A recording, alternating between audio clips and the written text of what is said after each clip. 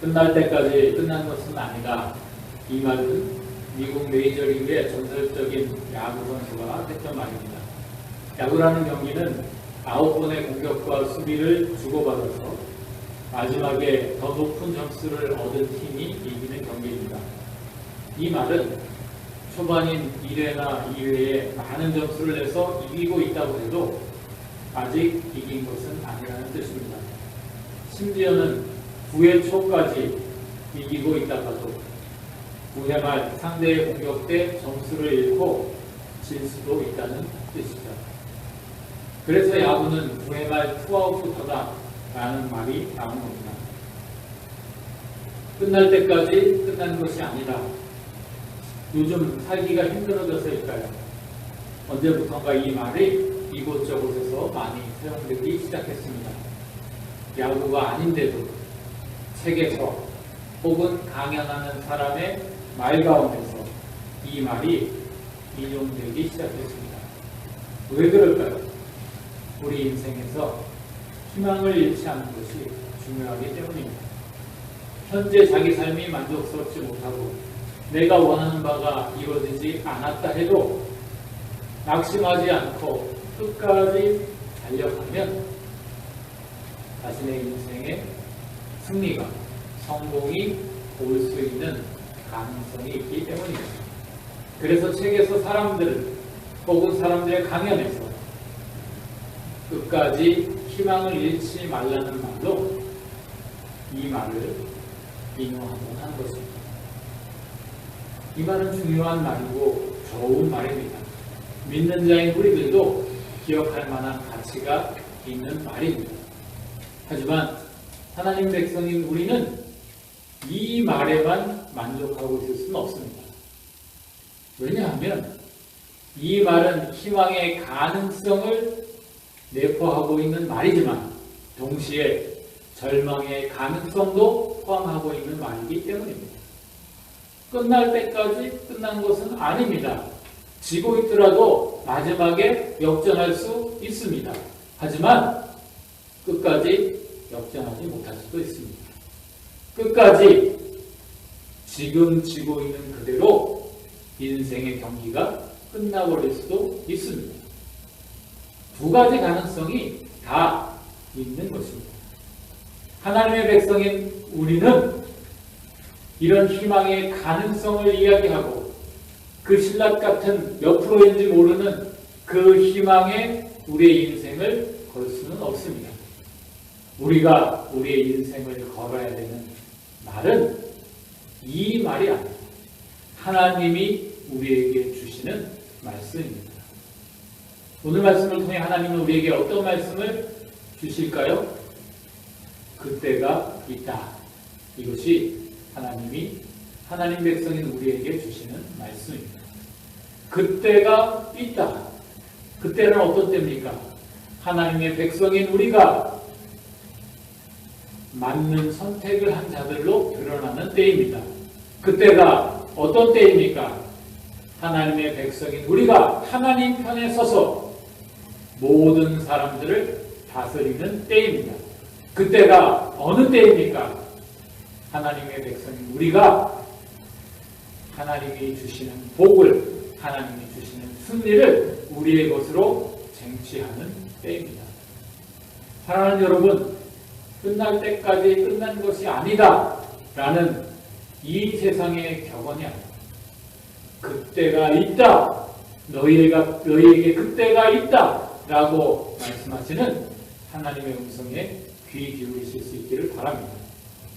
우리가 그때가 있다라는 것을 믿는다면, 우리가 그때가 있다라는 이 하나님의 말씀을 아멘으로 받는다면 우리는 하나님이 기대하시는 삶을 계속해서 살아갈 수 있게 될 것입니다. 그렇다면 하나님께서는 어떤 사람들에게 그때가 있다라고 약속하셨을까요? 오늘 말씀을 보시면 하나님을 경외하는 자들에게 그때가 있다고 약속하고 계십니다. 오늘 본문 16절에 이렇게 말씀합니다. 그때에 여호와를 경외하는 자들이 피차에 말하매 여호와께서 그것을 분명히 들으시고 여호와를 경외하는 자와 그 이름을 존중히 여기는 자를 위하여 여호와 앞에 있는 기념책에 기록하셨느니라. 하나님이 이 세상을 살펴보시고 이 세상에 있는 사람들이 하는 말을 들으신다는 겁니다. 그런데 그들 가운데 하나님을 경외하는 자들이 자신의 믿음의 고백을 하나님께 하는 겁니다. 그 말을 하나님이 기억하시고 하나님 앞에 있는 책에 그래 너는 나를 경외하는 자다 라고 기록하신다는 겁니다. 하나님이 책에 기록을 하시면 이 사람은 하나님이 결코 잊지 않는 자가 되는 것입니다. 그리고 그때가 되면 하나님께서는 하나님을 경외하는 자로 하나님이 기억하시는 그 사람에게 약속된 복을, 약속된 승리를, 약속된 하나님의 놀라우신 것을 부여해 주신다는 겁니다. 그래서 26절 이어지는 17절에 이렇게 말하잖아요. 만군의 여호와가 이르노라 나는 내가 정한 날에 그들을 나의 특별한 소유로 삼을 것이요 또 사람이 자기를 섬기는 아들을 아낌같이 내가 그들을 아낄 것이다. 그때가 되면 하나님이 우리를 특별한 소유로 삼으시고 아들을 아끼는 것과 같이 우리를 아껴 주신다는 것입니다. 사랑하는 여러분, 그러므로 여러분이 하나님을 경외하는 자가 되기를 힘쓰시기 바랍니다. 여러분이 하나님을 경외하는 자가 되기만 한다면, 여러분이 하나님을 경외하는 자로 하루하루를 살아가기만 한다면 하나님께서는 여러분을 보시고 여러분을 들으시고 여러분을 기억하셔서 그때가 될 때 그의 합당한 보상을, 그의 합당한 복을 여러분들에게 내려주신다는 것입니다. 그렇다면 하나님을 경외한다는 것은 구체적으로 무엇을 말하는 걸까요? 도대체 어떤 사람이 하나님을 경외하는 사람일까요? 이 말라기의 말씀을 살펴보면 하나님을 경외하는 사람은 진심으로, 전심으로 하나님을 예배하는 사람입니다. 말라기 1장에 보면 하나님이 책망하시는 그런 사람들이 나옵니다. 근데 어떤 사람을 책망하시냐? 예배를 엉망으로 드리는 사람.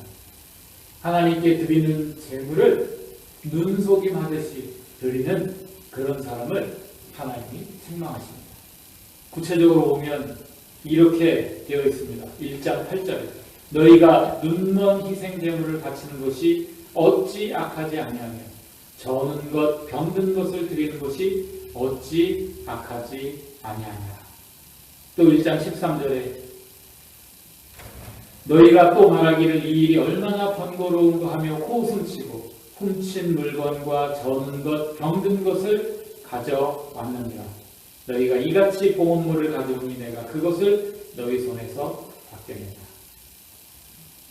이 당시에 이스라엘 백성들이 하나님께 예배를 드립니다. 제사를 드리는 거죠. 제사를 드리기 위해서 봉헌할 하나님께 드릴 짐승들을 가져오는 겁니다. 그런데 그 짐승들이 어떤 짐승들이에요? 병든 것, 눈먼 것, 저는 것, 훔친 것. 한마디로 말해서 그 마음이 전혀 담겨 있지 않은 것. 하나님을 경외하고 하나님을 높이고 하나님을 위한 마음이 전혀 담겨 있지 않은 그런 것들을 가지고 하나님께 제사를 드린다는 겁니다. 그러면서 생각은 어떻게 생각할까요? 난 하나님께 드릴 걸 드렸어. 나는 제대로 예배 드렸어. 이렇게 생각하고 있는 겁니다. 그런데 하나님이 이런 자들을 향해 말씀하는 겁니다. 내가 너희 재물을 결코 받지 않을 것이다. 내가 너희 마음 중심을 제대로 보고 있다. 내가 결코 너희에게 속지 않을 것이다. 하나님은 그들을 책망하고 그들의 재물을 받지 않겠노라고, 그들을 거절하겠노라고 말씀하고 계신 것입니다. 사랑하는 여러분, 우리가 하나님께 예배로 나아올 때 우리 눈에 보이지 않지만 우리는 하나님을 만나는 것입니다.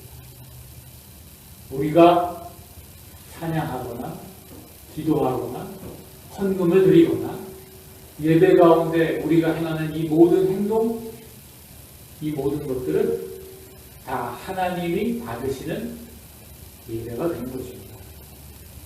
많은 사람들이 착각하는 것이 예배란 그냥 설교를 듣는 것, 예배란 헌금을 드리는 것, 이런 식으로 예배에 대해서 착각을 해요.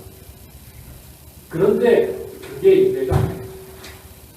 예배란 예배의 시작부터 끝까지 우리 자신을, 우리 정성을, 우리의 중심을 하나님께 정직하게 드리는 것입니다.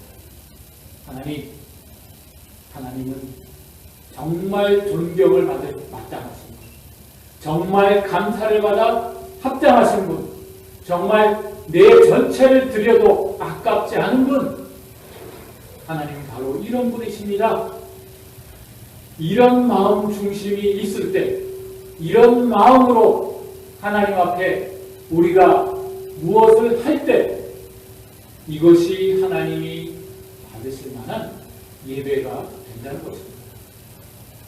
겉보기만으로 무엇인가를 하나님께 드린다고 해서 겉보기만으로 하나님께 예배의 자리로 나온다고 해서 이것이 하나님이 받으실 만한 예배가 될 수 없다는 것입니다.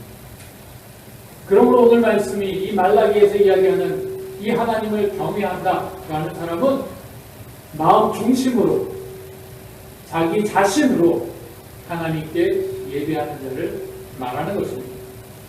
이 당시에 이렇게 엉망인 말뿐인 예배를 드리는 그런 사람들이 이스라엘 백성 가운데 있었던 것처럼 오늘날도 여전히 예배를 제대로 드리지 못하는 하나님의 백성들이 있을 수 있습니다.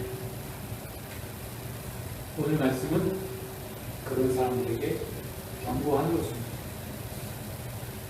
얘야, 내가 장님인 줄 아니? 얘야, 내가 바본 줄 아니? 나는 너희 중심을 꿰뚫어 보는 여호와다. 나는 너희 마음을 아는 하나님이다. 내가 원하는 것은 진심으로, 너희 중심으로 나에게 예배하는 것이다. 하나님께서는 이렇게 말씀하고 계신 것입니다. 사랑하는 여러분, 여러분의 마음 중심으로, 여러분 전체로 하나님께 예배할 수 있길 바랍니다. 어차피 이 자리에 여러분이 나왔습니다.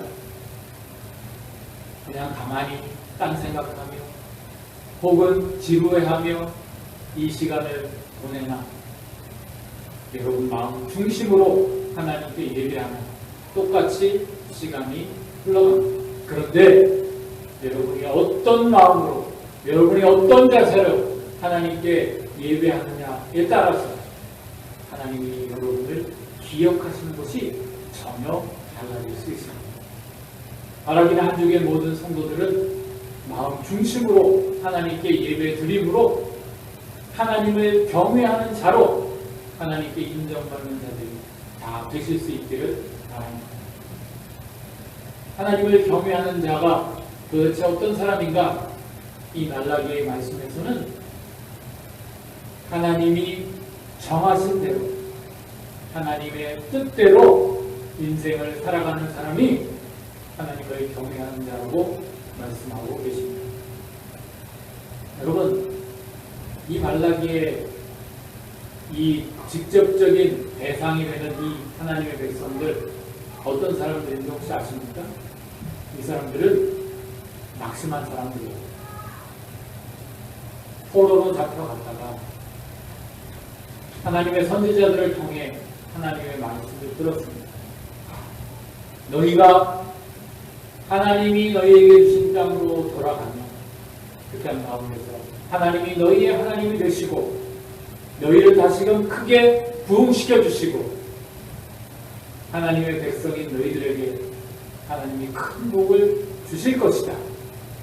그들은 선지자들의 말을 듣고 마음에 큰 희망을 품고 하나님 말씀하신 이스라엘 땅으로 돌아왔습니다. 그런데 이게 웬일입니까?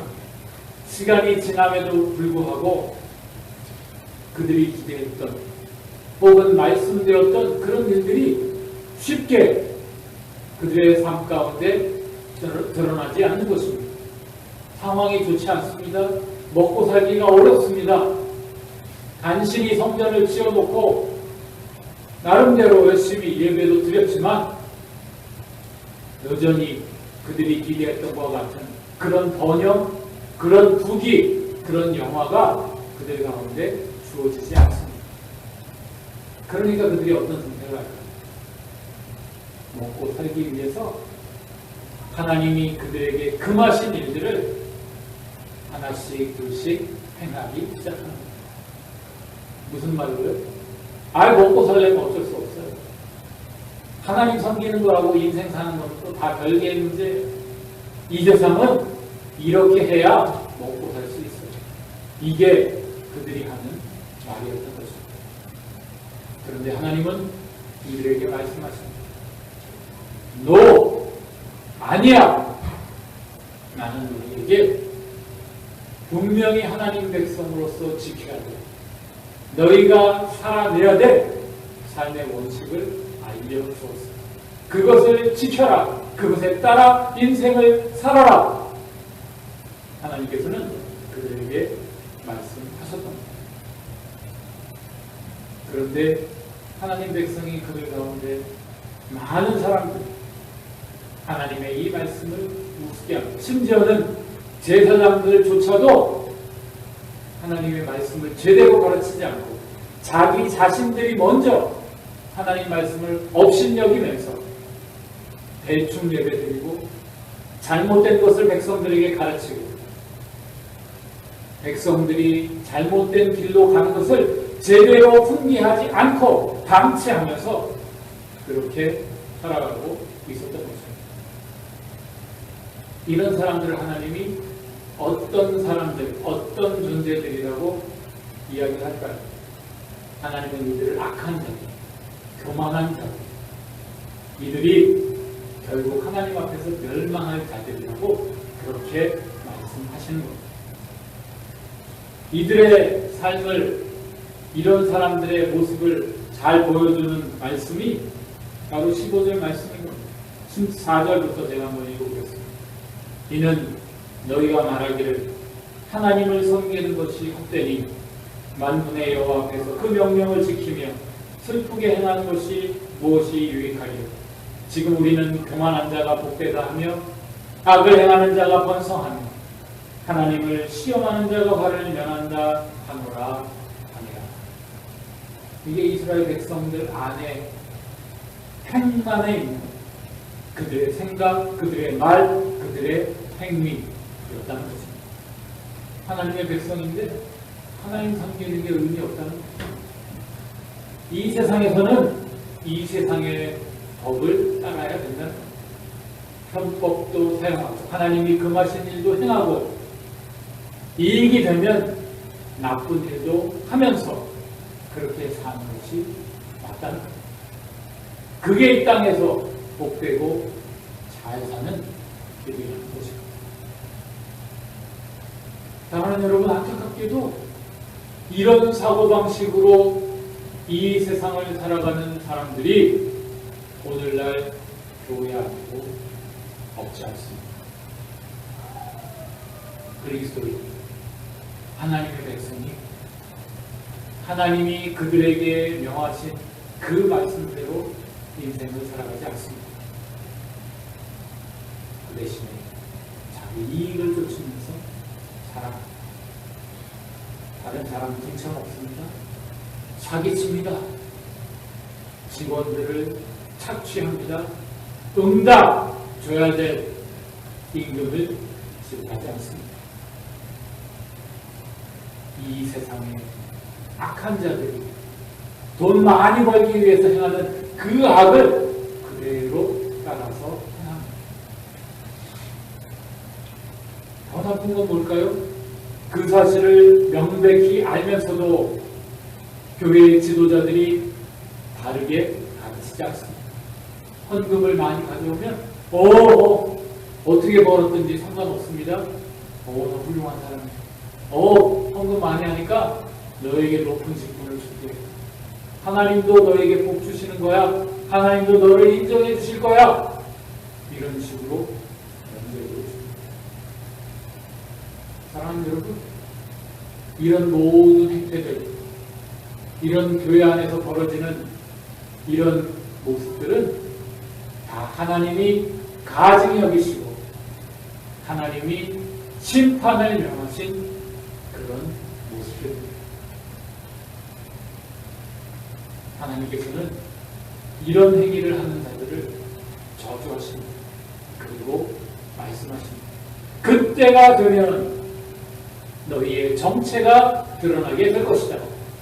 지금은 너희가 직분 뒤에 숨어서, 지금은 너희가 잘 나가는 그 성공의 뒤에 숨어서 많은 사람들이 헷갈리고 저 사람이 정말 하나님의 복을 받는 건가? 정말 저 사람이 옳은 건가? 그렇게 생각하고 있지만, 착각하고 있지만, 속아 넘어가고 있지만, 그때가 임하면 그들의 정체가 만방에 드러나게 될 것입니다. 오늘 말씀 18절이 바로 그 말이에요. 그때에 너희가 돌아와서 의인과 악인을 분별하고 하나님을 섬기는 자와 섬기지 아니하는 자를 분별하리라. 여러분, 지금 당장은 분별이 안 될 수도 있다는 거예요.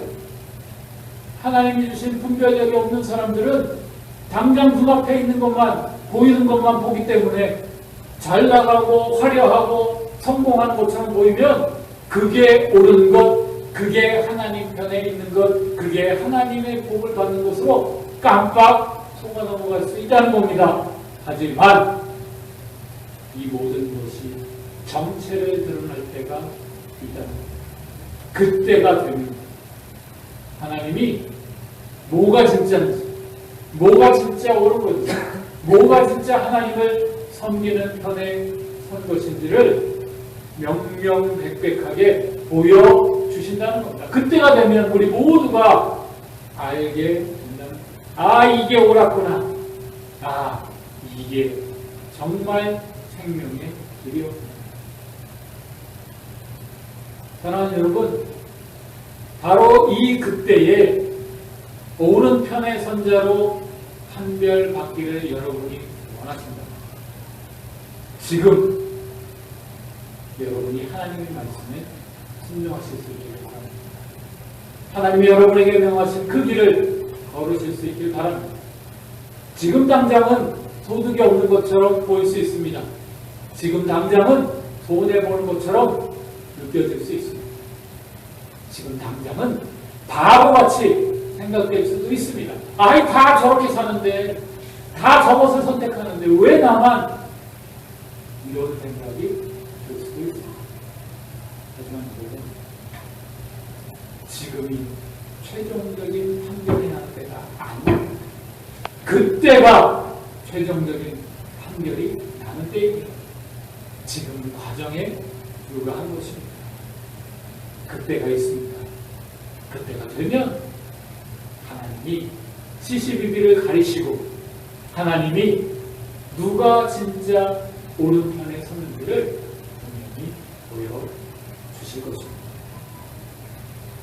하나님을 경외하는 사람은 이 사실을 굳게 믿고 지금도 이 사실에 근거해서 자기 인생을 하루하루 살아가는 사람입니다. 당장은 뭔가가 안 보일 수 있습니다. 당장은 힘들 수도 있습니다. 하지만 하나님을 경외하는 사람은 그때를 소망하며 그때를 굳게 믿고 오늘 하루도 하나님 편에 서서 하나님과 함께 걸어가는 사람입니다. 사랑하는 한주교회 모든 성도 여러분은 하나님을 경외하는 사람입니다. 아니면 교만한 자, 악한 자, 하나님과 상관없이 살아가고 계십니다. 하나님께서는 이 자리에 있는 우리 모두가 하나님을 경외하는 자로 살아가기를 원하고 계십니다. 여러분이 하나님을 경외하는 자로 하루하루를 살아가면 하나님께서 그때를 여러분 모두에게 반드시 선물해 주실 것입니다. 그때가 되면 여러분 하나님 앞에 옳은 자로 승리자로 서게 되십니다. 그때를 소망하며 하나님을 경외하는 자로 끝까지 달려가는 이 자리에 모두가 되시기를 주님의 이름으로